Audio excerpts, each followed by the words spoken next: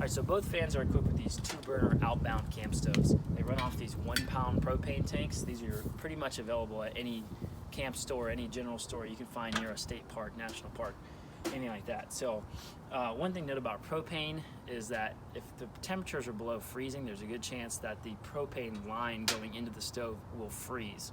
So just keep that in mind when you're getting ready to cook.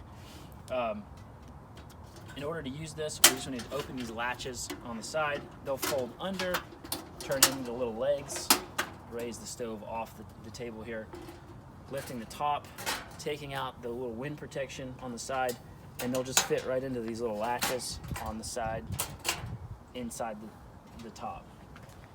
Once you have that up, we're going to take out our little regulator here, and we're going to screw it into the right side if you're looking at it. Right side of the stove. Make sure you get it in there pretty snug. The regulator will flip back a little bit, and we'll take our 1-pound propane tank, and we're going to screw it in to the regulator.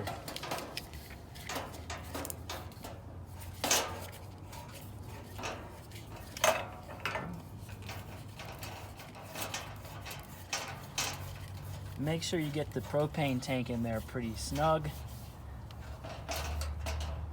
And then you can rest it on the table. You can give the line one more little check. And now we've got the propane tank on. Once we turn this to the left, you'll get gas. You can take your lighter. And now you've got heat.